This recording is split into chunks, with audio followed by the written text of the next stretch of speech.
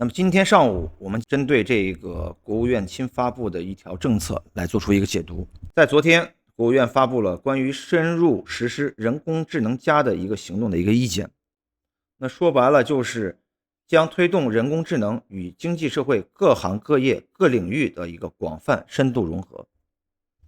那因此，这条意见的发布对于人工智能板块来说的话，也是一个相对的重大利好。当然后期对于个股来说的话，我们需要精选。那现在我们就来看一看这个399284 AI50 指数的它的一个运行情况。正式开始本期视频之前，我们先说一件事情。因为目前约稿的标的越来越多，为了优化服务，快速完成视频的制作，后期更多品种会第一时间在社群更新。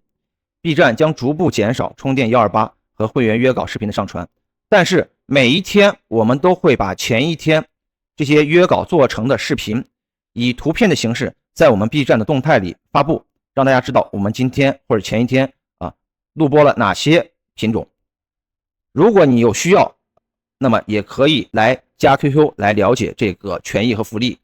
另外说一点，就是大家充电之后要及时加 QQ 来约稿，因为下方的这个留言区经常难以分辨哪些是充电约稿过的和充电没有约稿过的，所以这里面我们要做一下登记。好，接下来我们进入到本期视频的主题。这个指数上市的时间整体比较长从2013年至今已经有12年的一个时间。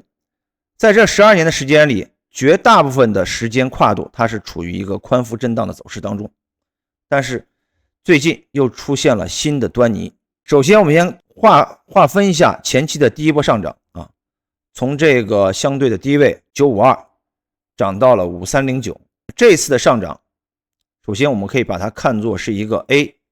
看作是一个 A 或者是一个一浪 A 或者一。那这个5309结束之后市场是迎来了中期的一个阶段性的调整。那么目前从内部结构的划分，此处是运行了一个双重三浪的一个形态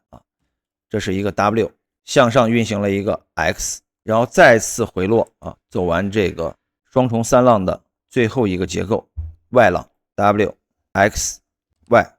那说明目前在这个 Y 浪结束之后市场是进入到了新一轮的上涨当中。那前期这个调整浪，我们整体可以给它定义为是一个B 浪或者是一个二浪，那也就意味着新一轮的这个 C 浪或者三浪已经开始启动。那通过最近的走势来看，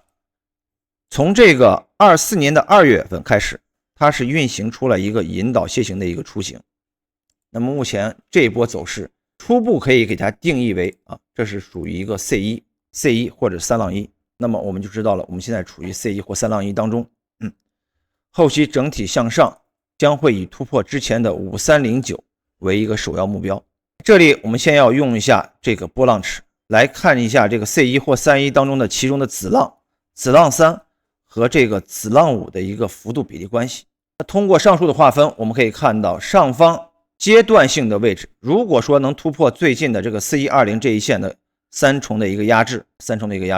那后期整体的指数将会看到这个1:1的一个比例关系，大概是在46604660。那从目前的走势结构来说，目前处于 C1 或三浪一当中的第一个这个子浪5，第一波这个引导楔形的子浪5当中也是属于一个后半程。后期整体走势结构可能是以突破前高为首要目标。那届时我们只需要划分来对比这个 A 浪和这个 C 浪的一个幅度比例关系，届时可以通过波浪尺看到上方更远的一个目标压制。所以近期对于这个指数，我个人觉得短期的上方空间还是存在的后期整体的上行空间也是存在的无非是后期我们能看它涨到哪里的一个问题。C1 比如 C1 在这里结束，调整有一个 C2， 然后再次向上，就会展开冲击5309之后的新高的一个可能性。所以目前近期大家从月线图来看的话，就是精选 AI50 的这个指数的相关的个股板块，顺应这个趋势的发展，我们来操作 C 浪一最后这一波走势的一个上涨。通过以上结构的分析，那么我们知道了这个政策的发布或者意见的发布，对于行情的来说的话，它是一个加速的一个作用啊，或者说是一个导火索的作用。因为消息面的公布导致了出现了引导楔形，那对于后期整体的中长期的走势来说的话，我们会有一个更明确的一个认知啊，更明确的一个认知。这也符合我们认定很久之前认定，目前是处于中国的超级牛市的初期的这样一个结论。其实这块出现引导楔形，我们可以看到和之前我们所说的上证指数也好，深圳成指也好，它的走势结构是非常类似的啊，非常类似的。